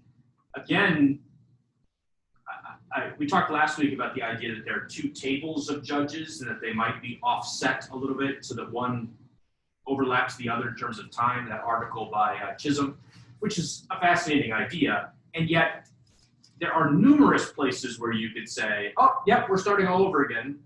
Because if we're starting with Gideon and ending with Samson, then you would expect the lineup to be shifted a little bit differently so that Gideon lines up with the Levite at the end of the book of Judges because of the ephod and the concubine, but it doesn't quite line up right. We don't have the pieces aren't in the right place that you would expect a really neat, oh yes, we've started over, new table. But it is fascinating that we're going to come across this again with another ephod. But the other part of this is that culturally speaking, the kings were the ones who were in charge of the worship of Israel. And so here you have a guy who says he doesn't want to be king, making an ephod in control of the worship of Israel and setting it up for his family. It doesn't say that he appointed a priest, but you almost expect him to say, oh yeah, he picked some random guy to be priest, as though he gets to decide. But you've got all these signs that are pointing to him as king. So Abimelech, as much as he's a nasty guy and kills his 70 brothers, he doesn't sound that much different from any of the kings of the northern kingdom that come to power and kill all of the house of, the house of Jehu takes out the house of Ahab, and then the next guy comes along and takes out the house of Jehu, and then the next guy comes. I mean, it doesn't sound all that different. We're just several hundred years potentially before any of that's going to happen, but it sounds exactly the same. So as much as Abimelech is, whoa, this guy is off his rocker, he's not that off his rocker. He's actually, I mean, if we were in the Book of Kings, I don't know that we would even blink an eye. It's the fact that we're not in the Book of Kings that makes us think, oh, this is weird. But again, not that odd. And then, as Tim mentioned, we have the fact that he has this millstone dropped on his head and destroys the whole town of Shechem. If you were ever in the ancient Israelites, you didn't want to live in Shechem. Bad things happen if you live in Shechem. You think they would have learned, real estate must have been real cheap there because nobody wanted to live there. It'd be like living in Gibeon and Benjamin. Nobody wants to live there. Oh, you're one of them. Oh, you're in Shechem. You're going to die soon. We don't know who, but it's going to happen. I mean, time after time after time, all the way back to Simeon and Levi sacking the city of Shechem over and over and over and over and over again, you see this taking place. And that's what you see taking place here. Again, he burns down Shechem. He's really confident, so he tries to do the exact same thing at the next town. And as Tim said, a woman throws a millstone out a window, kills it. In fact, David references that in 1 Samuel chapter 12. Actually, not David, Joab. Joab says to David, yeah, tell him some of the men at Ramah were killed. And, if he says, oh, wasn't Abimelech killed by a woman throwing a millstone out? What were you doing so close to the wall? Tell him, oh, yeah, Uriah is dead. And so he goes and he says that. So, this is lore, as it were, in Israel that this happened. And yet, again, we've got a woman who's taking over. This time, though, is the woman being a judgment upon Abimelech? Yes, she's shaming him, but are we still seeing the same thing that we saw before, that really she's shaming or what is that word shaming, such a loaded term, rebuking Israel of it takes me, a woman, throwing a millstone out to kill this guy? I mean, come on, people. Did you see what the guy did? Do you see what he's doing? And yet, you're going to leave him alone for 3 years and do absolutely nothing about it? The men of Shechem do nothing about it, and all these other people do nothing about it. You end up with this crazy battle that happens at the end here with all these different people. In fact, it gets a little confusing as to who's who after a while. But you got these people who are outside of Shechem and then in Shechem, and they ambush Shechem, and then Yael, the son of Ebed, moves into Shechem, and yeah, it's just all chaos takes place. And and then eventually he goes and takes over. I just noticed something here. So the Abimelech ends up being killed, but it somewhat suggests that then he is not a judge, since he's nowhere mentioned as a judge, and that he's almost a foreshadowing of what happens when you try to force the issue. So it's fascinating then that after this you get to chapter 10, and they repent and they cry out, and then in chapter 11 you again have another guy who's the son of a prostitute this time, not a concubine, but the son of a prostitute, and again Israel is the one who goes and picks him, not God. Almost to say, look, this didn't go so well the last time. The last time you went and tried to create a dynasty, when I told you not to do that, you went and tried to create a dynasty of kings by making Abimelech the son of Gideon the king, simply because of the fact that he's the son of Gideon. You're going to make him the king. You learned your lesson so well that now you're going to go get Jephthah, and you're going to get him to be the judge, even though God's not the one who raised him up. And then we're going to flash forward all the way to Saul, and same thing, Israel says, we want a king. And, again and again and again, you've got this picture of them kind of forcing the issue, of them picking who they think should be king, who they think should be the leader, rather than God raising up. God does pick Saul in a sense, but the fact that they actually don't say to God, God, pick a king for us. They say to Samuel, Samuel, you pick a king to reign over us. Again, there's just that idea of them rejecting God as king and rejecting God's wisdom, and instead wanting God basically to take a back seat to whoever they pick, which I think shows us a lot of what we do.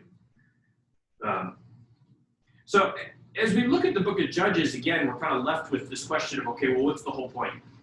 Why have a book of Judges? And on the one hand, yes, it's emphasizing that God is king. Whether Israel recognizes it or not, God is certainly, he is the king. He's always been the king. He is the ruler of Israel. And then also emphasizing the fact that if Israel was paying attention, God made it pretty clear that they don't really need a judge. They don't even really need a king because they have him. So time and time and time and time again, you have a judge who is delivering Israel. Gideon does it with just a few hundred men. We've got the ox goad. We've got all these different instances. Samson does it on his own. He doesn't. There's no place where we ever hear of Samson calling out an army. Samson just does it on his own. And so, but in all of those, God is demonstrating, look, I can use anybody. Which again, I think is what, as much as the writer of Hebrews is emphasizing their faith or lack of faith, for us, there is that confirmation that God can really use anybody.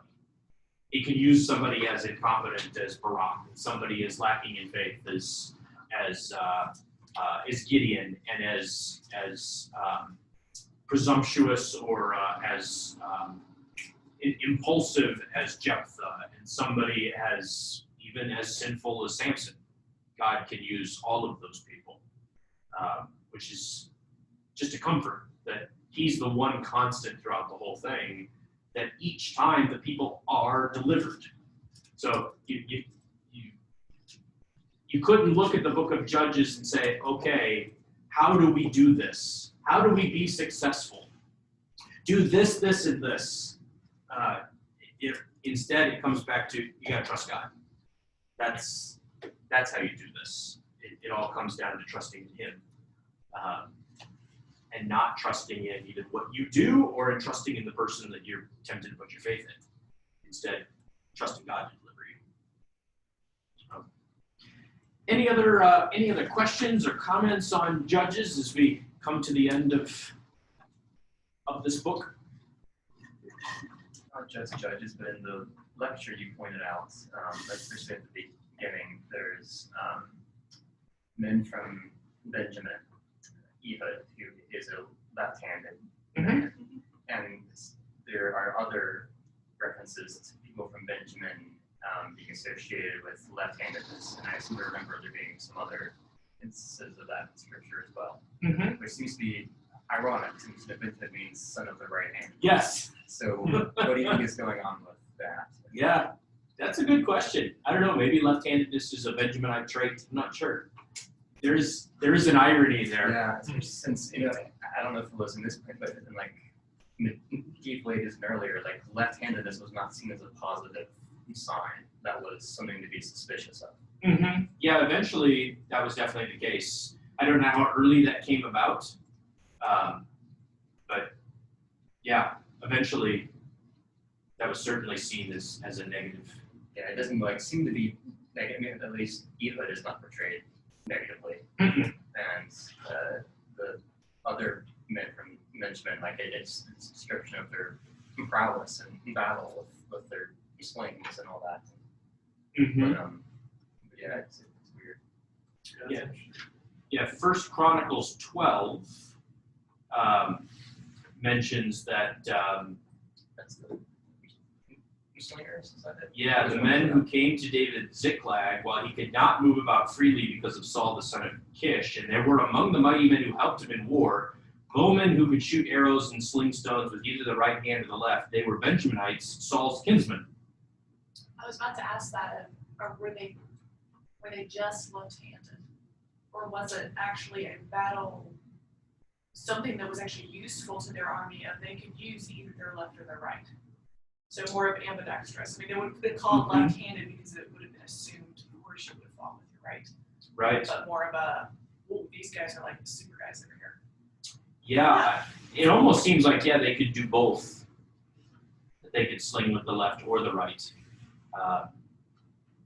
Eventually, especially in Arab culture, left hand became bad. We don't have any direct references of that in the Old Testament, but yeah, it is fascinating. One of the things that I've noticed about the book of Judges is that we tend to fill in a lot of details. And so I remember my second grade teacher making a big deal out of the fact that Ehud could stand with his left hand on his sword because nobody would ever suspect that he had a sword on his right leg. She made a big deal out of that.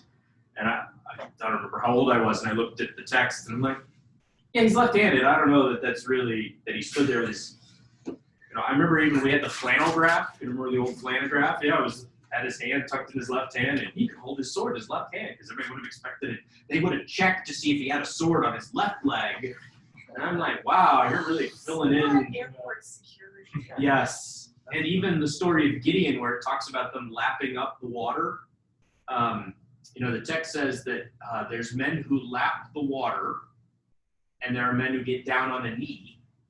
And then the next verse says the man who scooped with the water in their hands and lapped it out of their hands, and then the people who just knelt down, which almost seems to flip it. Like when I picture, I've read that so many times. I'm like, I'm not sure which one's which. But so many, and in fact, I even found a commentary today where it makes a big deal out of, the men who pulled the water up were more ready. They were looking out for danger, and that's why God chose them. Like, I don't think he just chose them because there were fewer of them. Yeah. I don't know that it was meant to be a military strategy. That was the whole point of singling them out, Yes. so that they wouldn't have as many, so it wasn't reliant on the military strategy. So why would Yep. you insert something? I don't know. Yep. But yeah, those who got down, they got down on the knee, but then they were the ones who bowed down to the water. But the ones who lapped were not lapping on their knees. They were lifting it up and lapping it. And yeah, which makes you wonder, well, what were the guys who were bowing down with their heads in the water? What were they doing? Were they not lapping? Right. You know, I don't know. They're just sticking their heads in the water and try. Who knows? But yeah, again, we take these things and we make them, we kind of blow them out of proportion. Yeah, I don't know what the text was really trying to say. Yeah. I think reading through Judges struck me this time. Yes, that God is sovereign, and yes, that God is their king, but they are their own worst enemy. Oh yeah. Every single time. Yep. And their enemies that they think are insurmountable, whether it's the iron chariots, whether it's the giants Yep. in the land where they go to possess it. Yep. God uses the weirdest people. I mean, even the description of what's his name? Like Jephthah. And, you know, they banned him, and he goes down, and it says that a group of worthless men surrounded him. In the very next verse, they call him, "Can you come be a leader?" Yep. So they use that guy Yep. and like random things, like you were saying, random tools, like the ox goad and the jawbone of an ass, and you're just thinking, your enemies aren't as powerful as you think they are. They are, but not in the hand of a mighty God. They are putty. Yep. You guys are the ones that are destroying yourselves. And I mean, every single choice. It's just, you're so concerned about the other nations around you. And it's, I mean, it kind of continues this theme all the way from, well, when they left Egypt until now. Yep. It's just really funny. Oh yeah. Yeah, the God who defeated the Egyptians powerfully. It's the only time in history that a people's ever been liberated from another country without military action. And yet, that seems irrelevant to Israel. Yeah, that was then. And yet, and they're so daft that he's leaving Canaanite people to teach the next generation war. I mean, I read that and I thought, oh, that is so awful. It is so sad that we are leaving people here to teach them war because they're so daft that they don't remember. Nope. This is what you're going to raise your sons in because they need to be taught war. That's not a fun lesson to learn. Nope. That's awful. Okay, for Israel, being taught war was never really about like military strategy. Right. It's like the way they're supposed to learn war is like, okay, we can consult God, we find out what we're supposed to do, and we do it. However repressed. Yeah, I'm struck by the fact that when you get to David, in which chapter it is, he prays to God and he says, "Shall I go up?" And it's the same phrase that shows up twice in Judges. At the beginning of the book, with Judah, "Shall I go up?" And then against the Benjaminites, "Shall I go up?" And David says, "Shall I go up?" And God says, "Yeah," he says it twice. "Yeah, go up and defeat them." And so he defeats them, and then the Philistines are like, "Well, you know, God's the God of the hills. You know, we can take him in the plains." And God's like, "Yeah, watch this." And should I go up? Yeah, go up. And this time, he says, when you hear the wind in the balsam trees, I'm not a tree expert, but I've been told that balsam trees, their leaves don't really move. And so the sound of marching in the trees, this was a pretty mighty wind. This was not just a light breeze, you know, fluttering the leaves. This was, you know, this massive, you know, wind that comes tearing through these trees so that the leaves shake. And it's just this awful sound and just terrifies the Philistines so that they run. I mean, it's hilarious. But you're right, again and again and again and again and again, Israel doubts. There's a really poignant scene in 1 Samuel 12 where they're talking to Samuel. Samuel's getting ready to die, sort of. He kind of holds on for another 13 chapters, but he's sort of getting ready to die. And he's talking to them and kind of handing the authority over to the king. And he basically says to God, "Make it thunder." And it thunders. And the people are like, "Oh, we were supposed to trust you. Oh, whoops. Sorry, we missed that one. And, we've sinned. We shouldn't have asked for a king. And it's almost like Samuel's like, I told you. Do you not remember? We've been down this road before. Remember, we thundered against the Philistines and the Ebenezer, and maybe I should have made the rock bigger, because you've clearly forgotten that God is the God of thunder. God's the one who defeats the enemies, and yet here you are, and it's almost like, oh, God can do that? Yes, where have you been? But yeah, that's really the issue again and again and again. They forget.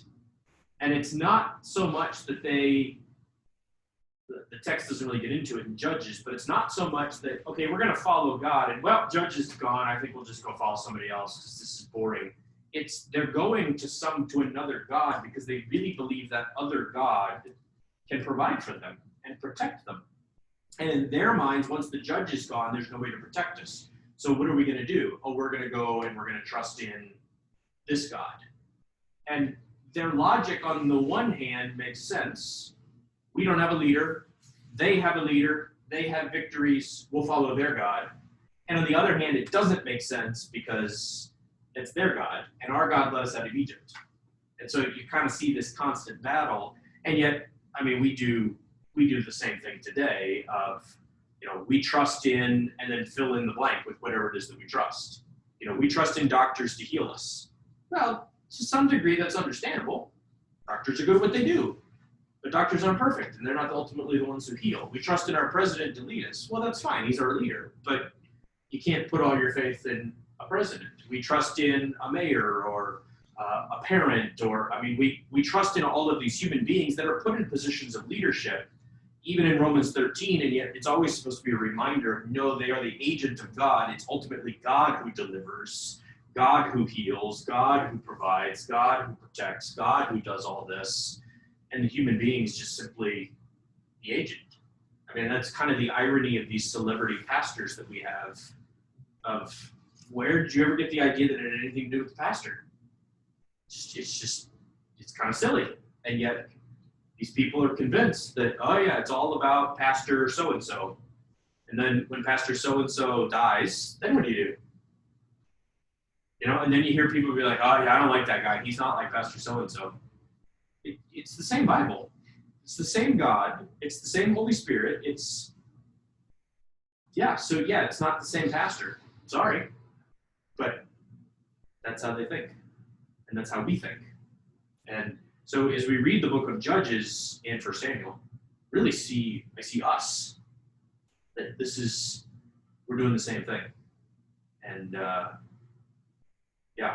which is sad. It's as sad when we do it as when they do it. But that's really, I think, what we're seeing. I think there's a reason that God gives the leaders that he gives in Judges, because it highlights him as king.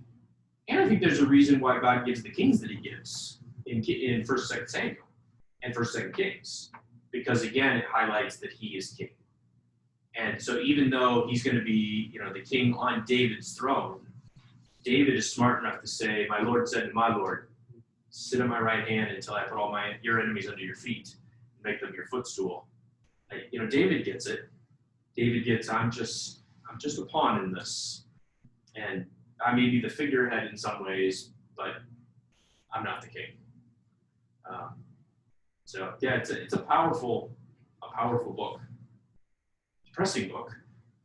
And I'd like to tell you that, it's going to get so much better in 1 Samuel, but we almost have to get to 2 Samuel before it starts to improve. And even then, it only improves for 10 chapters, and then it goes downhill again. This is great. This is not great. Yeah. I read all your papers. Really good papers.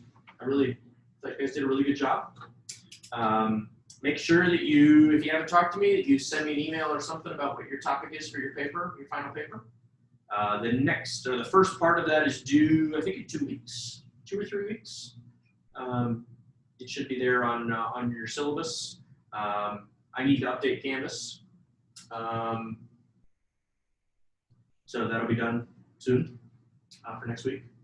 And hopefully I'll get all that up tomorrow. Is the plan. See if that happens, but that's the plan. And yeah, we'll go from there. So, any other questions or anything as we wrap up?